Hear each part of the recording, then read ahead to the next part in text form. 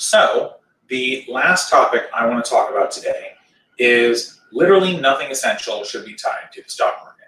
Now, I just spoke in my last segment about issues with the stock market and how it's rigged, but I want to talk about the stock market more in the sense of volatility now than in the sense of whether it's rigged or what have you. So if you think about the stock market and the kind of the way it works. So typically we have had what are called boom bust cycles. So for 10 or 20 years, the market will go up and up and up, and then we'll have a recession or a depression or some kind of crash, right? And it seems to happen because essentially the bubble that is the stock market gets too inflated and it just bursts. Something goes wrong, someone makes an incorrect gamble. And a lot of the times, the government reaction to that is to bail out the stock market, to try and make sure that there isn't as much loss. But a lot of the times, that money is going to the very wealthy or to institutional investors. By the way, institutional investors are things like hedge funds, pension funds, 401ks, and stuff like that.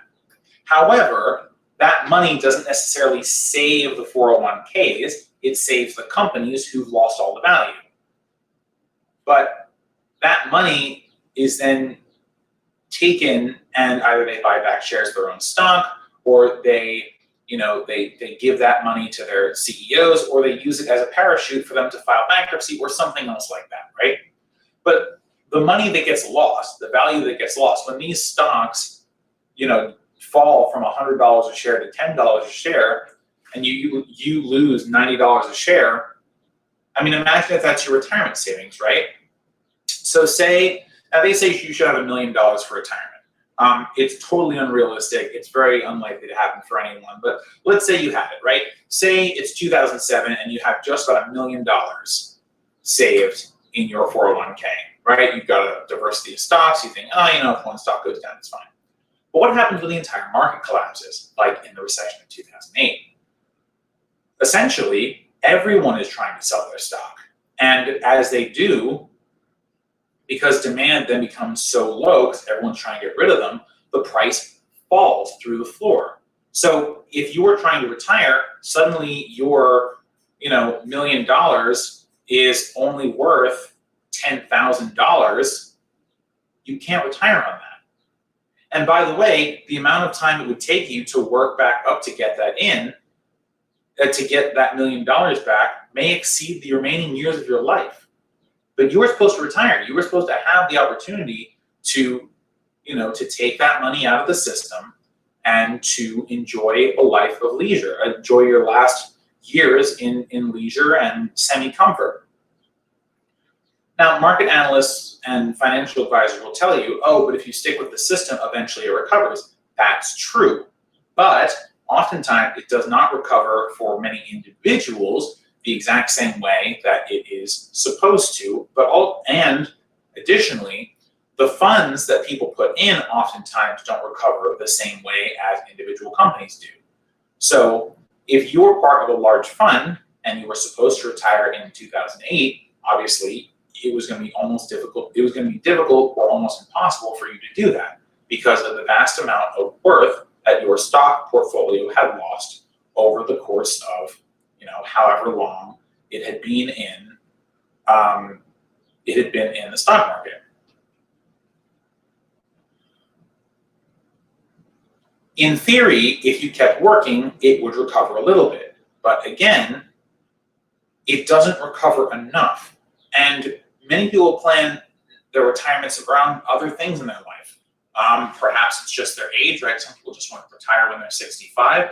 But other times they plan it around other things, downsizing, things that take time, decisions that can't be quickly switched, right?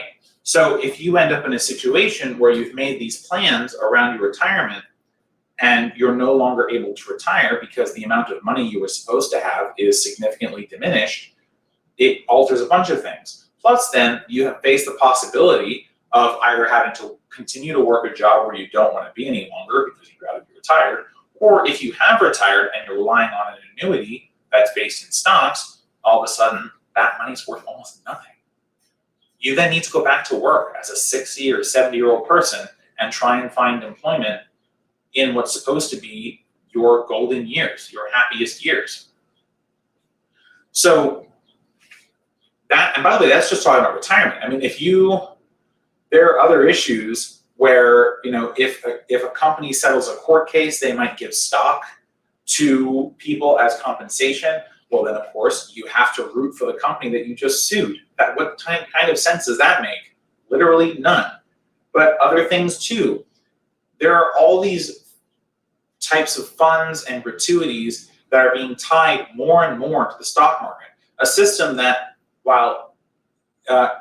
which is on the one hand incredibly volatile, and on the other hand, you have no control over, right? I mean, imagine if you were having an issue and you sued and you got a settlement, but the settlement was in the form of stocks. You don't know if that stock's going to go up and down. So unless you pull that money out immediately, you essentially end up in a situation where you are relying on the whims of the market and you're praying that there's not a crash, so that you get to the point where it makes sense to pull that money out. But what about the other people who don't pull their money out, right? Essentially, it's a terrible incentive structure. You get to the point where no matter what happens, the other investors are going to win out, because even though you're given stock, even if you're given a lot of stock, the variability of that can change at any moment. It's not like money that you can just take out. And by the way, in order for you to cash out of these companies and of these situations, oftentimes you have to sell it to someone else. And if there's no buyer, you're fucked. There is nothing that can just give you this money.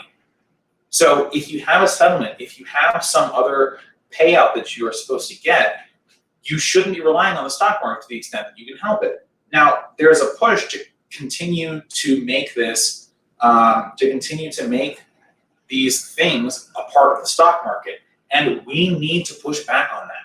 It is incredibly bad for us to have all these things caught up in a system that's so volatile that in a moment can lose 90% of its value.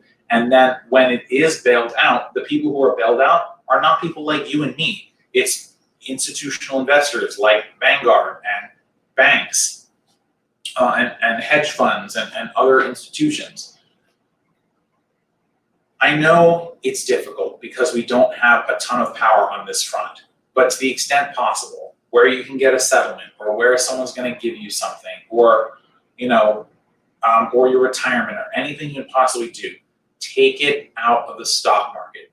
There are better ways to grow your money than to, even you just put it in a bank. The bank at least guarantees the money for you, right? Up until a certain amount.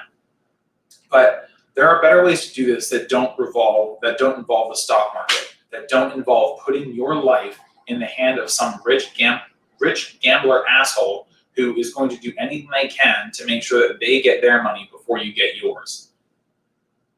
So if there's anything essential that we can't have it relying on the stock market for all of these reasons. I mean, just look at history. It just doesn't work. We need to move back to a pension system. We need to move back to a cash-out system, all of which needs to be not at all touched by the stock market. When the stock market was put in place, it was an inherently good thing. It allowed regular people and oftentimes the rich to invest in a company, an idea, and then to experience a return on that investment. But the stock market and the large trading stuff that goes on today, we have lost the plot. We no longer trade and invest in the way that we used to. Oftentimes, and because it's being done by computers, these are quick and oftentimes automated exchanges that cause markets to go up and down in ways that are unpredictable, that move too fast for us to even react to.